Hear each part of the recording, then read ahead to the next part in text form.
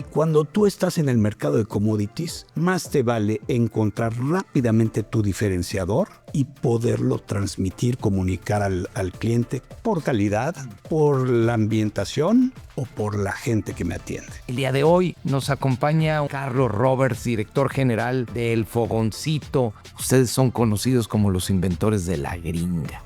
Me encantaría, Toño, decirte que mediante la inversión en nuestro departamento de investigación y desarrollo, y en alguna ocasión a una chica se le ocurre, oye, sírveme un taco, pero en esa tortilla blanca. Era una tortilla de harina que ya se había formado una quesadilla. Pues mi padre dijo, abre la quesadilla y sírvele su taco ahí a la señorita como ella lo quiere, ¿no? En servicio, la respuesta siempre es sí. Empezaron a decir, oye, ¿me das uno como el de la gringa? Hay que tener siempre ambición de hacer, ¿no? En este mundo creo que habemos actores y hay espectadores. Y hay que pasarse del lado correcto.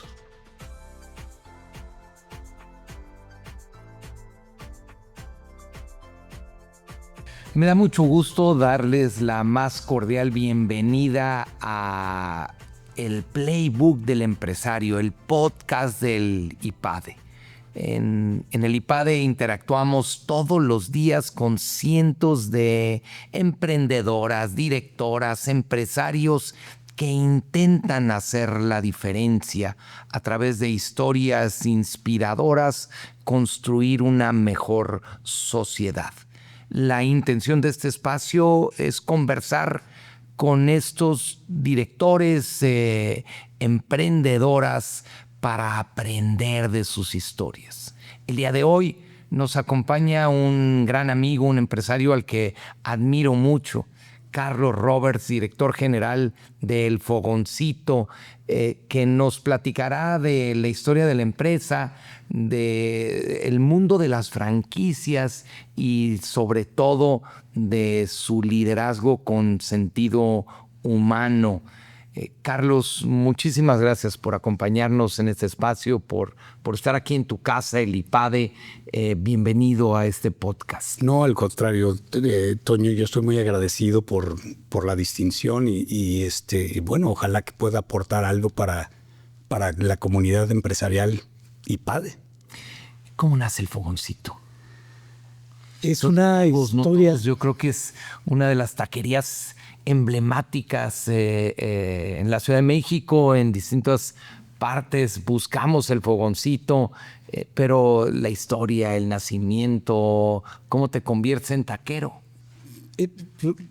Te llevo al año 1968.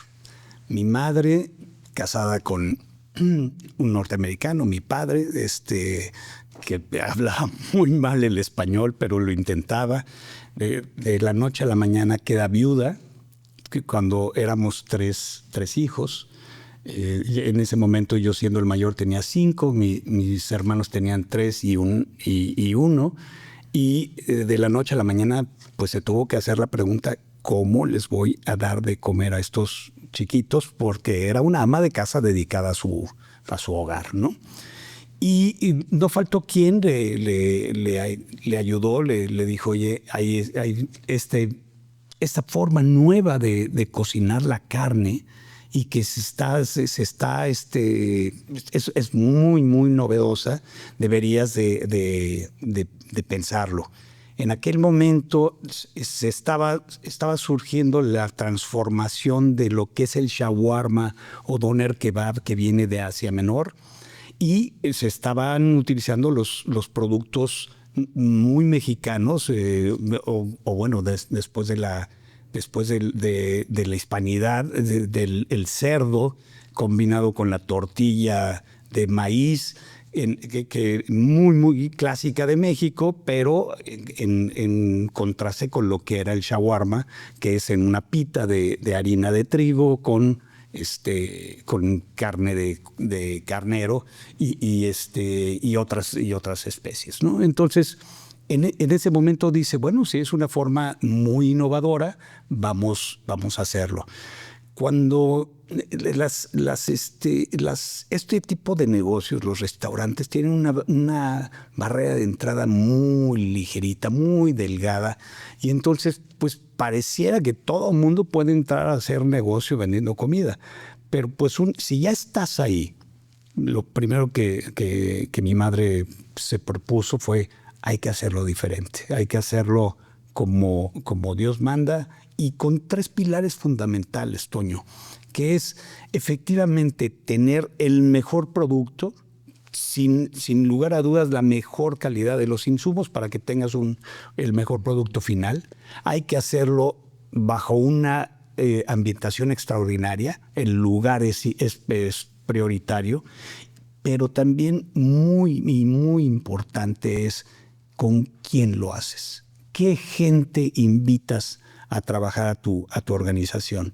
Y empieza de manera muy precaria, con 4 mesas prestadas de lámina, etcétera, pero pues pronto dio para abrir el segundo y el tercero. Y mi madre, en el proceso de abrir el tercero, y entre el tercero y el cuarto, conoce a un gran hombre, que es a quien yo termino considerando como mi padre, porque nos quiso como si fuésemos sus propios hijos, y nos ayuda como guía en el negocio, etcétera. Él venía también con una formación pues, muy básica, pero con un gran... mamá, ¿cómo se llama este señor? Mi mamá todavía vive, bendito sea Dios. Este año, si Dios quiere, en diciembre estará cumpliendo 88 años. Es Marta Guadalupe Ábalos. Y mi padre biológico, Charles Roberts, y mi segundo padre, Francisco Rocha.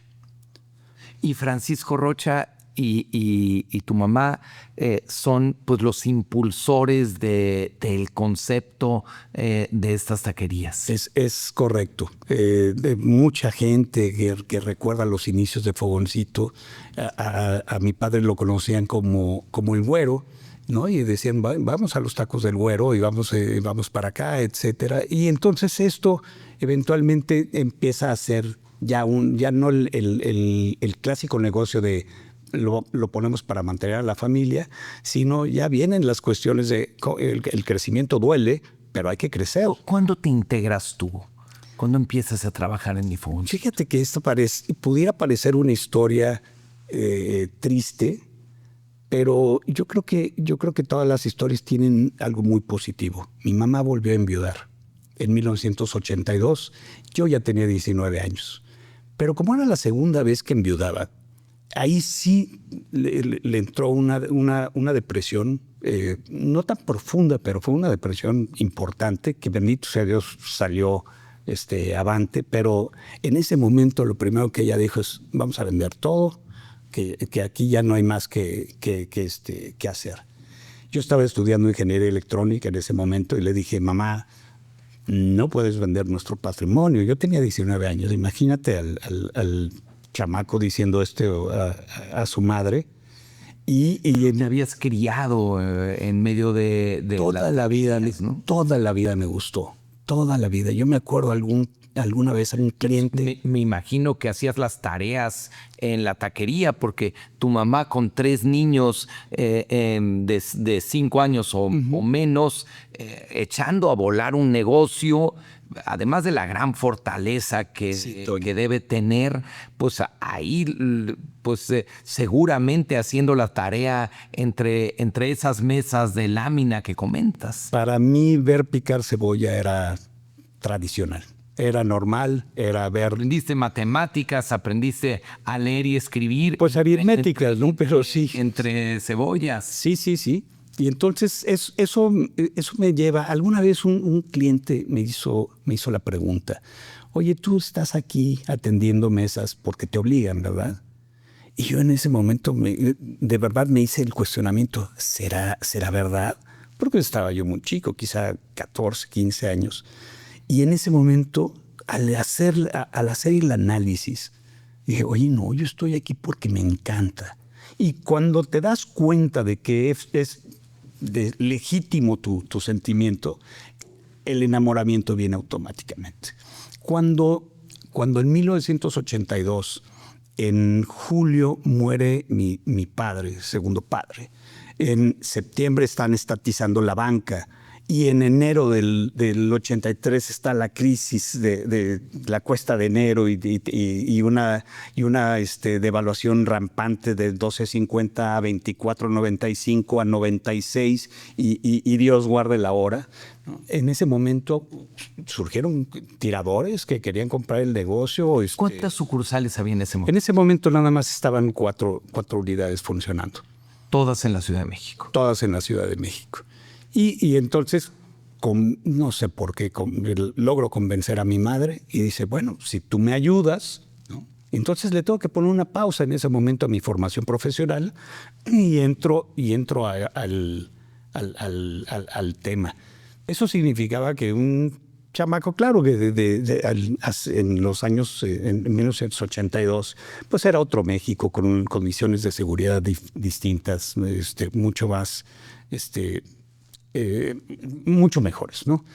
Pero eso significaba que yo llegaba a casa a las 3 o 4 de la mañana, prácticamente todos los días, porque el negocio nace como un negocio atendiendo a la clientela nocturna. De hecho, algunos de estas dos, más bien dos sucursales, nada más abrían en la noche. Y entonces, bueno, pues a hacerlo, ¿no? Ahí empieza el cuestionamiento de ¿quién es tu equipo de trabajo? ¿Quiénes están contigo desvelándose de la misma manera y que no están recibiendo la misma cantidad de dinero que tú recibes? Entonces, ya no es tanto el atraer a la gente con un motivador económico, sino tiene que haber algo más detrás de ello. Y empieza ya de manera muy, muy precaria, de manera muy, muy simple, pero empieza esta forma de estar buscando a los mejores equipos que sean parte de tu visión, de lo que quieres hacer eventualmente, ¿no? Es decir, en un negocio de comida, la gente, el reclutamiento, el liderazgo, la capacitación es una forma de diferenciarse. Es vital. Porque, como te decía yo, dado que las barreras de entrada son muy delgadas, muy fáciles de brincar, entonces el tema es, si es así, rápidamente se va a popularizar el producto y va a dejar de ser innovador, vas a dejar de tener esa ventaja competitiva que te daba el que tú eras el único que lo hacías. Entonces, cuando empieza a popularizarse el concepto, tú caes dentro de un mercado de commodities. Y cuando tú estás en el mercado de commodities, más te vale encontrar rápidamente tu diferenciador y poderlo transmitir, comunicar al cliente, que el comensal inmediatamente diga, efectivamente, este es mejor. Por calidad, por la ambientación o por la gente que me atiende. ¿Algunas personas llevan trabajando contigo desde entonces? ¿Tienes algún...? Tengo gente que trabajaba con mi papá, que les tocó vivir todo el momento, y hoy nos estamos encargando evidentemente de acompañarlos de la mejor manera que la organización pueda hacerlo, para que mediante la modalidad 40 tengan un retiro digno y que puedan hacerlo boyante si es necesario. Y este acompañamiento no es otra cosa más que el reconocimiento a la gente que le dedicó su vida al negocio. Pues yo de la misma forma, tengo que buscar que tú tengas el mejor retiro. Carlos, es decir, el Fogoncito en más de 50 años que tiene operando no solo permitió que tu mamá criara a 3 niños, ¿sí?, sino que ha hecho que muchas familias puedan tener un trabajo digno, desarrollar un patrimonio, y ahora algunos buscar un proceso de jubilación. Déjame decirte que del segundo matrimonio de mi mamá nacen mis 3 hermanas. Y digo hermanas y no medias hermanas porque así esa cohesión familiar la logró mi mamá, ¿no? Y evidentemente nace, pues, ahora ya somos 6 y hay que dividir entre 6 el ingreso, etcétera. Entonces había que buscar que esto siguiera creciendo, ¿no? Pero sí, evidentemente lo que dices es, a través del negocio han pasado una cantidad de gente importante, pero lo que tiene que haber detrás de esto es los ciclos se cumplen y la gente va a entrar y salir. No hay manera de que se queden contigo toda su vida. Pero si los ciclos se cumplen, tú tienes que procurar que la gente diga, ese fue el mejor lugar en donde yo pude haber trabajado. En estos años, ¿cómo ha evolucionado tu estilo de liderazgo? Yo tuve la gran fortuna primero, de haber pasado por las aulas de IPADE. Ricardo, mi hermano, ya había hecho la maestría siendo menor, ya había hecho MEDEX aquí en IPADE. Y lo que sucedió algún día, y déjame contarlo porque es interesantísimo. Había un ex participante, Florentino Villalón.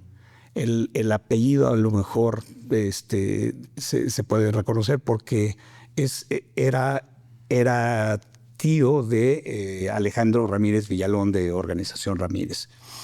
Por alguna razón coincidimos, lo conozco y me dice, oye, Carlos, Ricardo, tu hermano, le fue extraordinario en su maestría, pero platícame cómo te ha ido aquí en el IPADE. Y me dio pena decir, pues yo no he venido al IPADE, no, yo no lo he hecho. Me dice, nos vemos el próximo martes en un desayuno, te voy a llevar, ¿no? Y en ese momento yo dije, seguramente Florentino está muy cercano al IPADE. No, lo que él veía era gente a la que pensaba que el IPADE le hubiera ayudado a transformar su organización, la formación personal, etcétera, ¿no? Vine al IPADE ya en los meses de, no sé si era agosto, quizás septiembre. Estaba a punto de empezar el siguiente ciclo. Y cuando me enteré de que primero lo que costaba y después la cantidad que había que pagar de entrada, yo dije, no, pues no estoy preparado. Pero qué bueno que lo vengo a conocer porque voy a tener un año para hacer el guardado y a inscribirme, ¿no?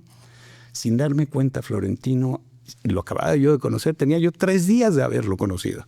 Abre su portafolio, saca su chequera, hace un cheque a nombre del IPADE, se lo entrega a Gonzalo Díaz, que era quien nos estaba atendiendo en ese momento, y le dice, aquí está la inscripción de mi ahijado empresarial, y lo que te voy a pedir es inscríbelo, empiecen ya con todo el proceso. Yo veo con él después qué hacer, ¿no? Y yo en automático digo, oye, Gonzalo, no vayan por favor a cobrar ese cheque, mira, no sé si lo puedo cubrir, etcétera. Y a la siguiente semana yo ya estaba con el cheque de inscripción y recogiendo el de Florentino, y me lo llevé. Entonces, tú decías el liderazgo y cómo se fue transformando.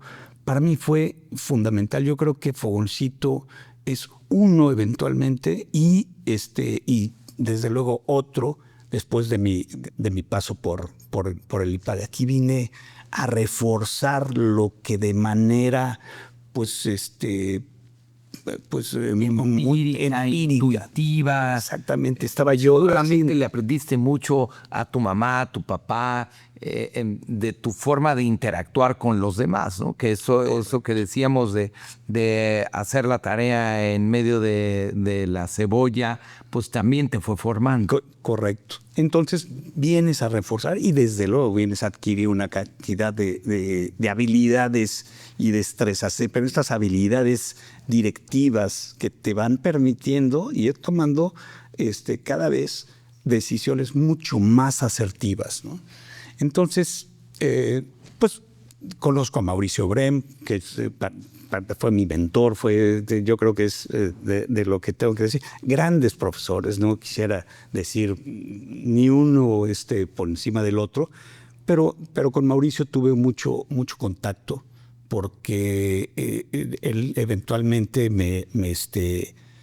bueno, déjame platicarte algo interesante y luego quiero regresar al tema de Mauricio. Terminando el programa, un compañero me dijo, me cuestiona, ¿qué vas a hacer con la tarde del jueves y la mañana del viernes? Porque pues ya nos dimos cuenta de que durante estos 9 meses, pues tu empresa no te necesitó, ¿no? Pudiste haber tomado el programa sin problemas. La respuesta automática es no, tengo que regresarme a hacer lo que no hice en estos 9 meses. Pero hay que hacer esta pausa, porque la formación personal es muy importante para la toma de decisiones y el crecimiento de la organización. Me invitó a la Unión Social de Empresarios de México. Y yo en ese momento dije, ¿qué es la USEM? No tengo ni idea. Me dice, ¿conoces a don Lorenzo Cerviche? Y dije, no, pues no les digo, sí, evidentemente sé quién es, pero no lo conozco. Mira, vamos a un desayuno de promoción y ahí te lo presento y a ver si te hace sentido la USEM. Llegué, lo conocí y años después me convertí en el vicepresidente de la organización Capítulo México por 7 años. Y eso me llevó a compartir con don Lorenzo prácticamente una vez al mes, comer en su mesa y platicar de temas pues del personal, del crecimiento de la organización, etcétera, etcétera. Y sobre todo en la USEM, pues yo lo consideré como un IPADE, pero para temas de responsabilidad social. Que era entonces pues lo que yo estaba buscando, era reforzar este asunto. Y entonces, ahora sí conecto con Mauricio. En lo que eventualmente me pasa con Mauricio Brem es que en una ocasión me invitaron a dar una plática en American Chamber. Y me dijeron, no te preocupes, es un auditorio grande, pero pues van a ser como 3,500 o 4,000 personas. Y yo dije, wow, ¿por qué tantas, no? Pero no te preocupes, mira, va a haber un moderador, va a haber es un panel, tú vas a ser uno de los panelistas y va a haber este moderador. Y al moderador le encantaría platicar con todos los panelistas para que se pongan de acuerdo, para que no vayan a duplicar temas o contraponer o lo que sea, ¿no? Cuando me doy cuenta, el moderador era Mauricio Brem. Y entonces me escucha hablar, me escucha hablando frente a un auditorio de tantas personas y me dice, oye, escribamos el caso porque yo no puedo entender cómo es que el índice de rotación de personal en el negocio de alimentos y bebidas es cercano, en este país es cercano al 200%, y tú lo tienes tan bajo y andas en los 30%. ¿Qué es lo que estás haciendo? Y le dije, bueno, mira, creo que estoy llevando el mensaje de don Lorenzo en mi organización. Me dice, pues llevemos el mensaje de don Lorenzo a las aulas del IPADE. Y ahí es cuando nace la redacción del fogoncito. Hablar, porque como todos los casos en el IPADE, pues es el marco de referencia. La organización es el marco de referencia para hablar de lo profundo, que es justamente pues llevar el mensaje de don Lorenzo, los valores de la doctrina social de la Iglesia en la empresa. ¿Cómo empieza con el respeto a la dignidad de las personas? ¿Cómo empieza con el entendimiento de los valores que siempre damos por desentados? Justicia, libertad, equidad, solidaridad, subsidiariedad. Eso en términos del fogoncito, ¿cómo llevas estos valores? ¿Cómo llevas tu concepto de responsabilidad social al trato con un taquero, a los meseros, al responsable de una sucursal? ¿En qué es distinto una taquería basada en los principios de la doctrina social de la iglesia a cualquier otro negocio, cualquier otra franquicia? En alimentos y bebidas es típico que un gerente, un encargado de un restaurante, una entidad económica pequeña, ¿no?, esté pisoteando los derechos de sus subordinados. Y luego ese subordinado, eventualmente, si se queda en el negocio de alimentos y bebidas, va a llegar algún día a ser el encargado, el gerente o lo que sea. ¿Y qué crees que va a suceder? Va a tratar como lo trataron a él. Pues es lo que hizo, exactamente lo que hizo, ¿no? Entonces, nosotros lo que tratamos de hacer es justamente romper ese círculo vicioso y decir, señores, tú quieres ser gerente, tú quieres ser jefe de esta organización, lo primero que tienes que hacer es acreditar el curso del jefe. El curso del jefe es, vamos a hablar justamente de los valores de la doctrina social de la iglesia, pero para que los puedas vivir con tus compañeros, pero los tienes que entender. Y entonces rompe totalmente la hegemonía, y por eso la gente dice, oye, aquí sí me gusta trabajar. Porque el mexicano promedio no gana, el 86% de los mexicanos no ganan más allá de 3 salarios mínimos. Hay mucha gente que llega al negocio por una necesidad económica. Pero eso es lo que, esa es la zanahoria. Eventualmente, cuando ya se incorporan, pues tienen primarias truncas, ¿no? Ni hablar de secundaria y bachillerato, o tienen problemas en casa de violencia familiar o drogadicción, alcoholismo, deudas económicas, etcétera. Nosotros lo que tratamos de hacer, Toño, es que una vez que llega la persona a la organización, poner todos los medios a nuestro alcance para que, si su voluntad es continuar con su desarrollo, encuentre los medios y pueda terminar primaria, secundaria, bachillerato con validez oficial. Podamos estar hablando eventualmente, bueno, evidentemente, son 3 ejes de nuestra capacitación. La que es la operativa, que todo el mundo tiene que saber qué se espera de él y cómo hacer las cosas, pero decía yo la otra, que es la de la formación académica para que terminen su formación escolar, y luego la otra es hay que procurar tocar temas que son parte de su vida cotidiana y que no tienen que ver nada ni con la organización ni con la escuela. Todo lo que es superación humana. Y entonces, con estos 3 ejes tenemos un programa de desarrollo humano. No tenemos un área de recursos humanos. Todo lo que es altas y bajas y cálculos de nóminas, que se vaya a la administración. Nosotros tenemos un departamento que se llama Desarrollo Humano. Un colaborador promedio del Fogoncito, ¿cuántas horas dedica a capacitarse al año, al mes? No sé cómo lo midas. Nosotros estamos buscando que sean más de 72 horas al año. Y estas 72 horas es buscar que ellos pongan 1 hora de su tiempo y nosotros ofrecer 1 hora del tiempo que ya en el que ya deberían de estar laborando para los restaurantes, y con este par de horas que le puedan dedicar, y no puede ser durante todas las 52 semanas porque eventualmente hay momentos muy apremiantes como fin de año y principios del siguiente, donde se requiere la mano de obra mucho más allá de lo normal, y entonces no se nos da los momentos para la capacitación. Pero si ellos pueden entrar al aula 72 horas, eso nos ayuda a transmitir esta idea, ¿no? repercusión en los resultados? ¿El invertir en la gente ayuda al servicio al cliente? Sí, ¿Ayuda a la sí. rentabilidad de la empresa? ¿O es un costo y tú estás dispuesto a asumir más por un tema social el costo de capacitar? Cuando tú necesitas cubrir una plaza, lo primero que tienes que pensar es que tienes que atraer, motivar y retener a tu talento.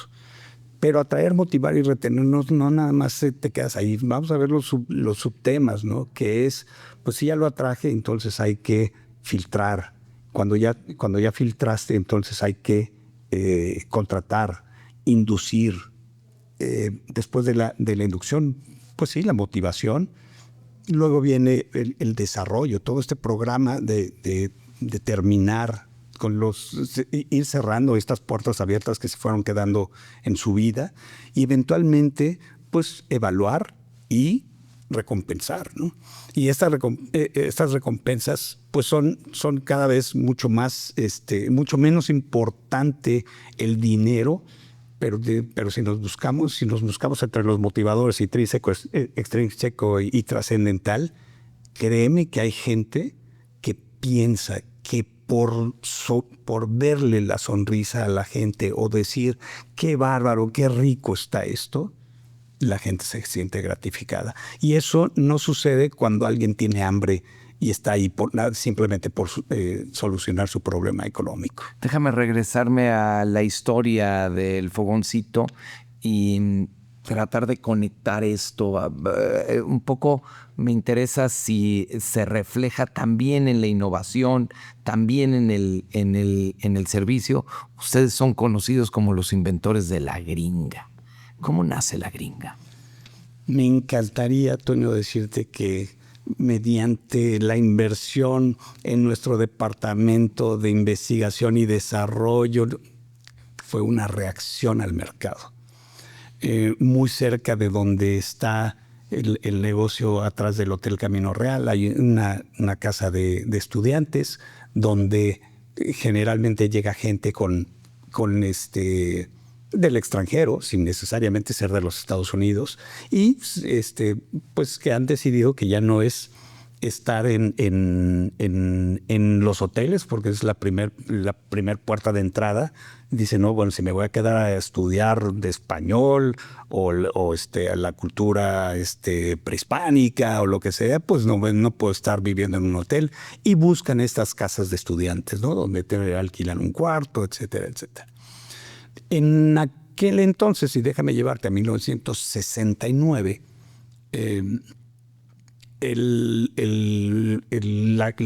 la colonia Anzures era mucho más residencial de lo que es ahora. Ahora es mucho más comercial y con muchas oficinas, pero en aquel entonces había mucha más gente viviendo en la colonia. Y los chamacos con cierta edad decían, oye, ya llegaron nuevas gringas, vamos a la casa de estudiantes, vamos a ver qué bonitas están, lo que fuere, ¿no? Y estas chicas también con recursos limitados, porque vienen a estudiar, y pues la palabra estudiambre es muy reconocida a esa edad, pues buscan dónde comer y dónde poder estar comiendo y cenando todos los días con un presupuesto pues bajo, ¿no? Bajo o mediano, quisiéramos decir.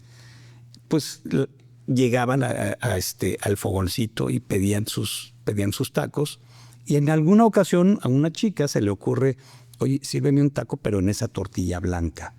Era una tortilla de harina que ya se había formado una quesadilla, y le explicaron, señorita, es una quesadilla, no es una tortilla.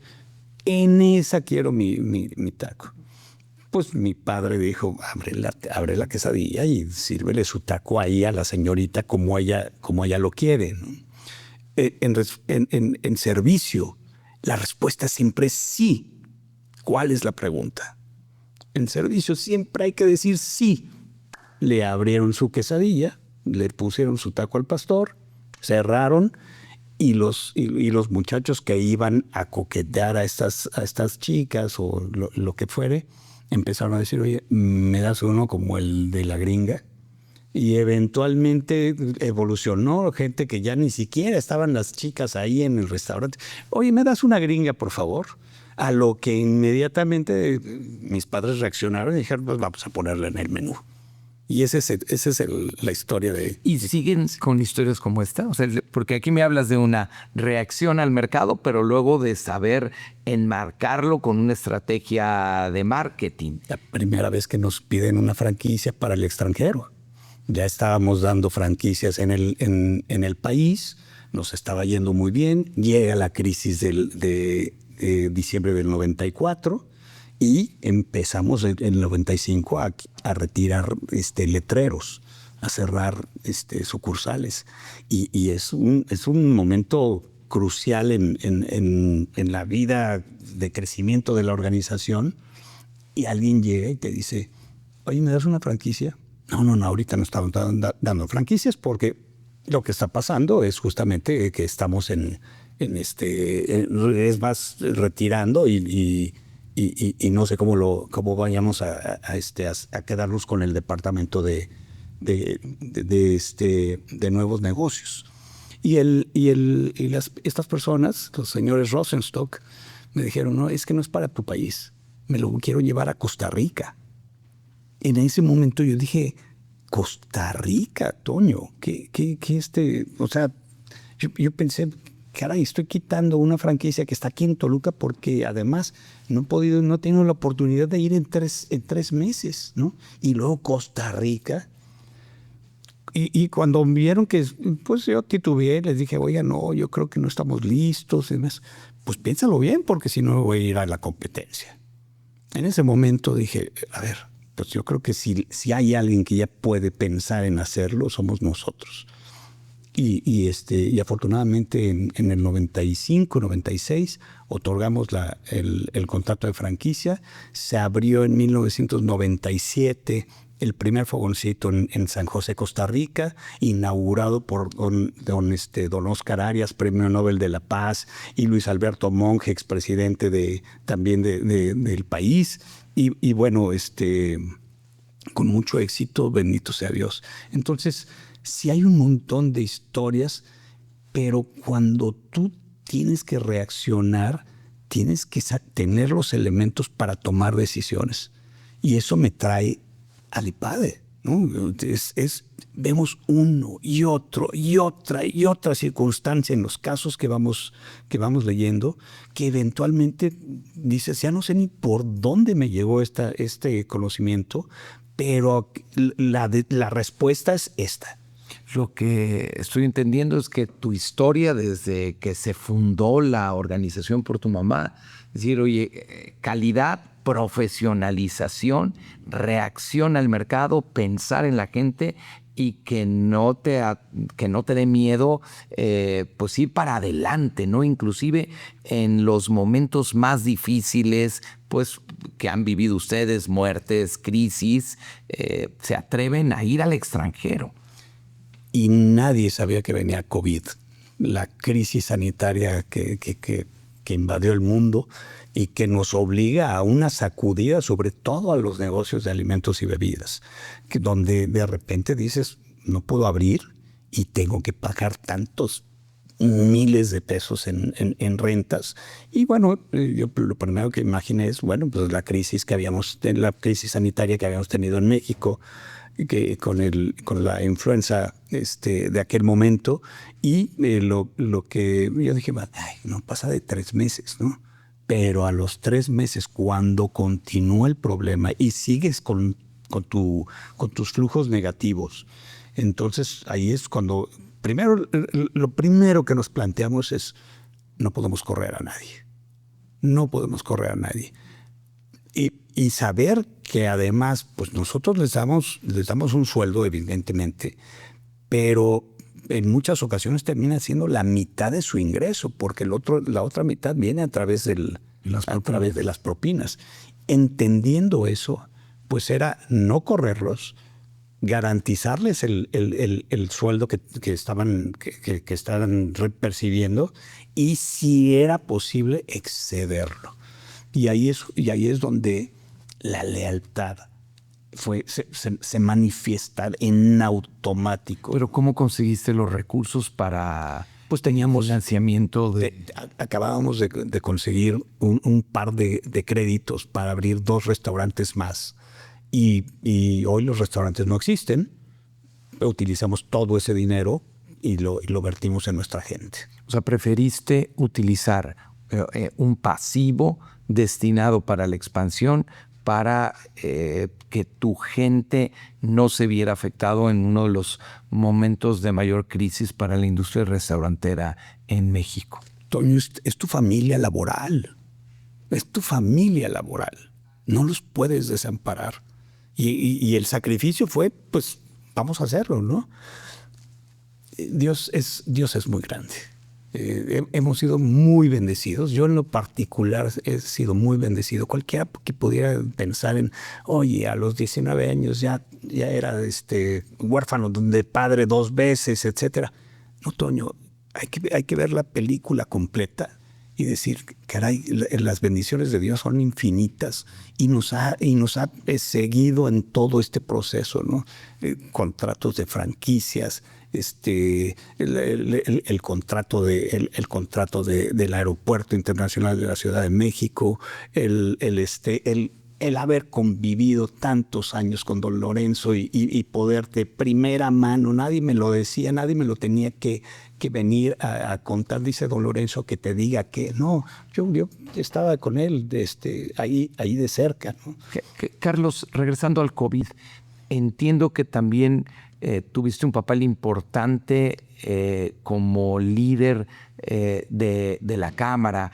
No solo tú le estabas pasando mal, todos los restauranteros, los taqueros de la Ciudad de México, especialmente la Ciudad de México, que quizá es donde más duro se vivió la pandemia. También tuviste una función de liderazgo para ayudar al sector. Sí y no.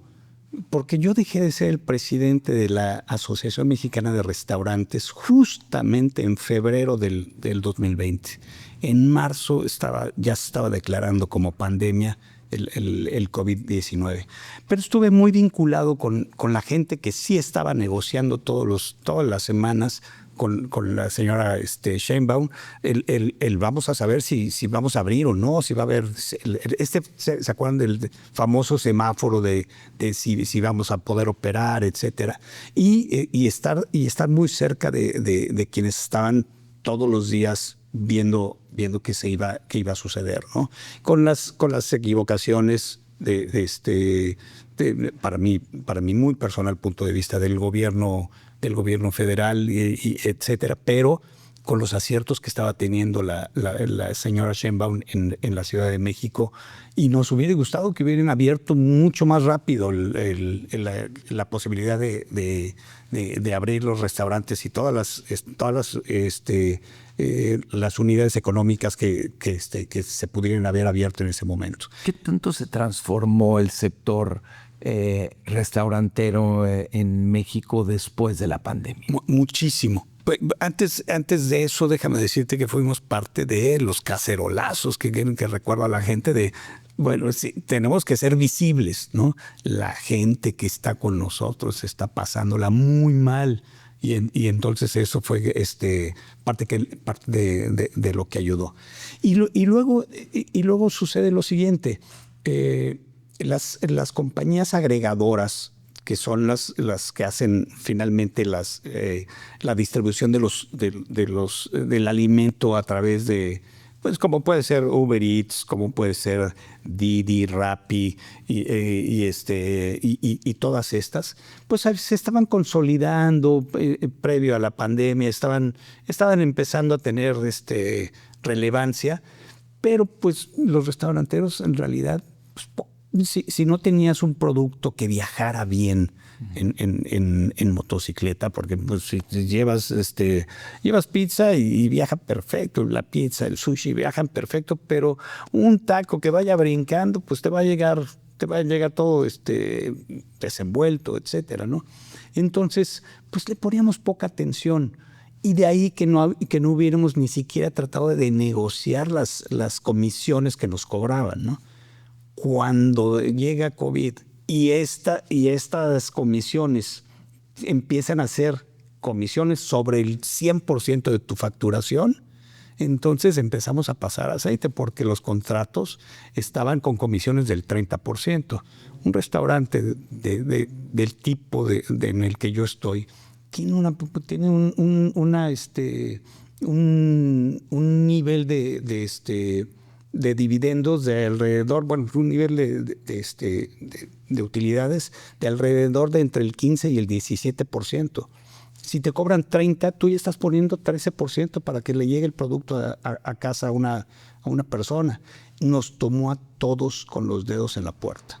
Y no había manera de negociar, porque tampoco tenían repartidores o tampoco podían hacer mucho las compañías agregadoras. ¿Qué sucedió después de que termina la pandemia?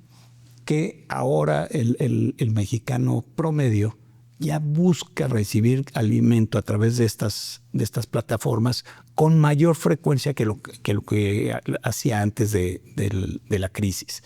Y esto pues eventualmente termina haciendo que los restauranteros volteemos a revisar empaques, revisemos pues evidentemente nuestros contratos con estas compañías.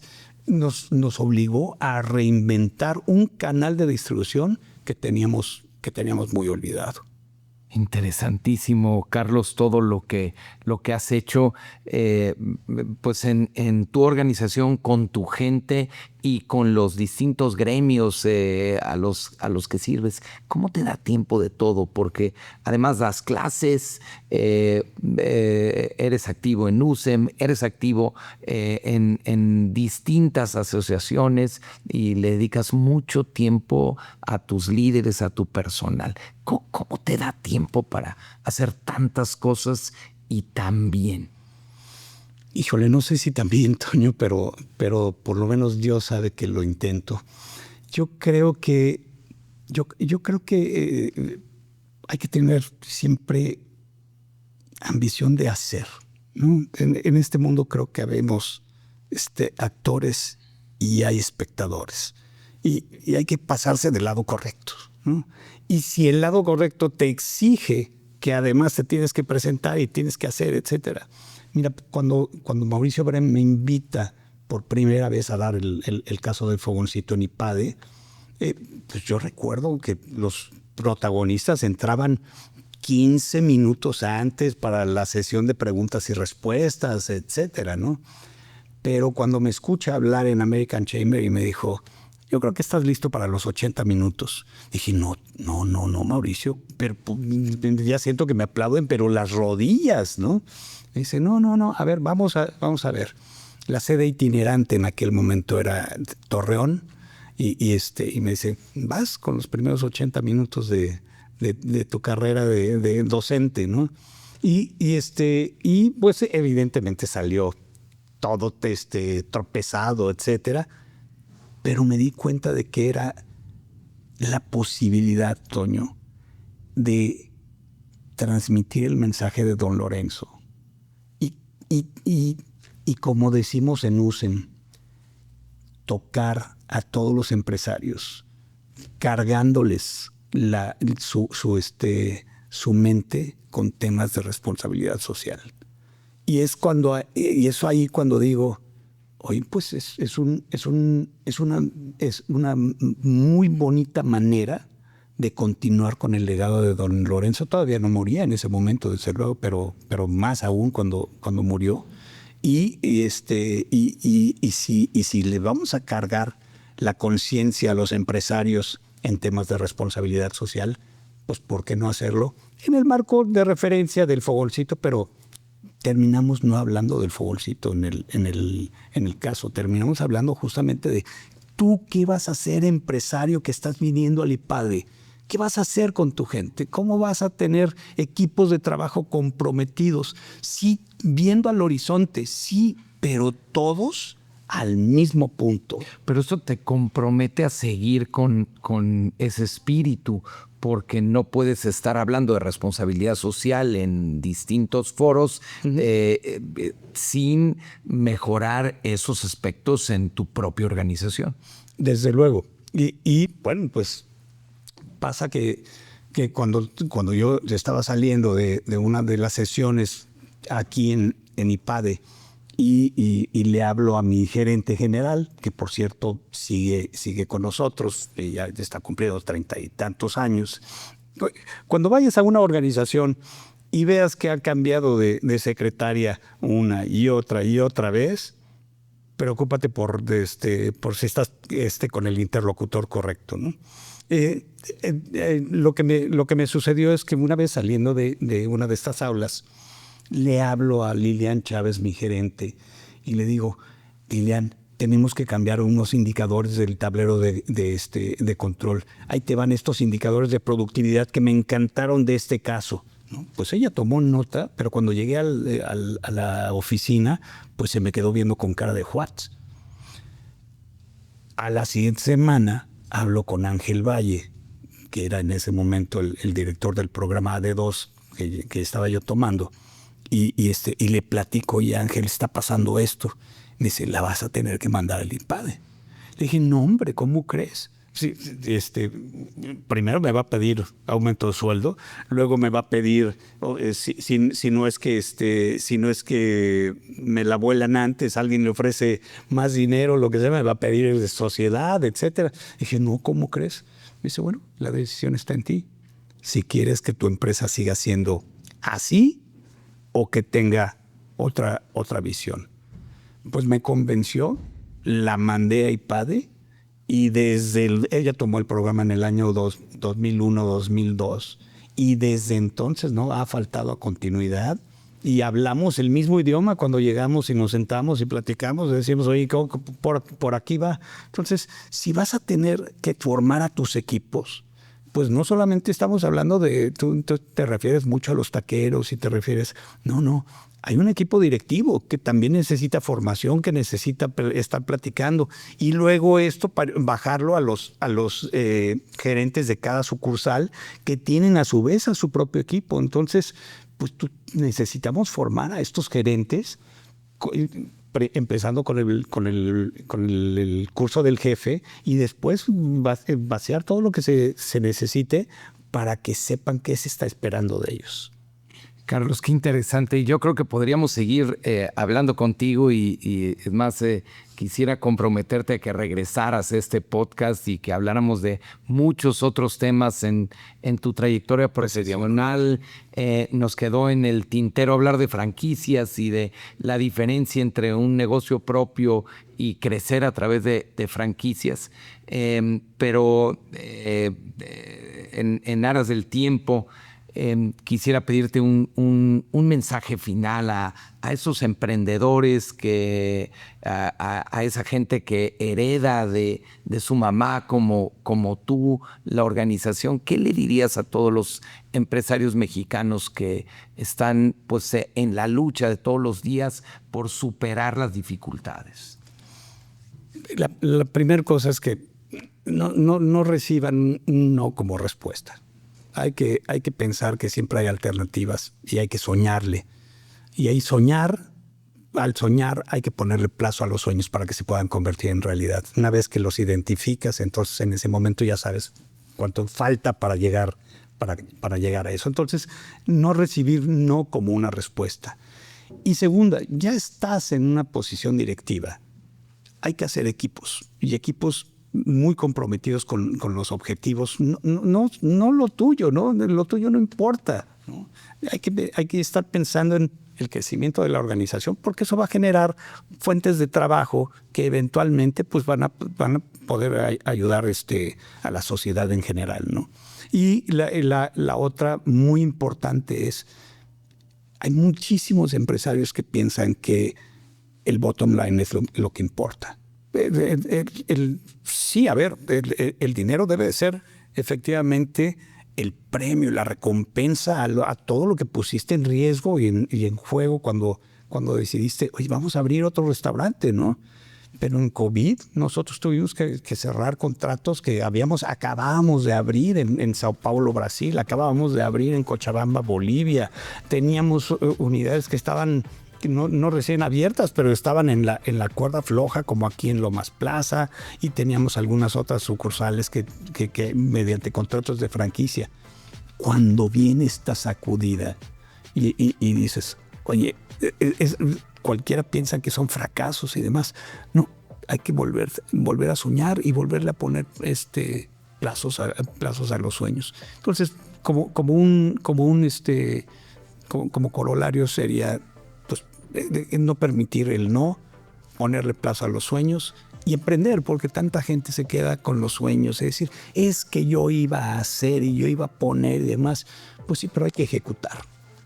Carlos Roberts, director general de El Fogoncito, un líder con sentido humano, ejemplo de la doctrina social de la Iglesia aplicada a los negocios. Muchísimas gracias. Muchas gracias por escucharnos. Nos vemos la próxima semana. Seguiremos con este playbook del empresario, el podcast del IPADE.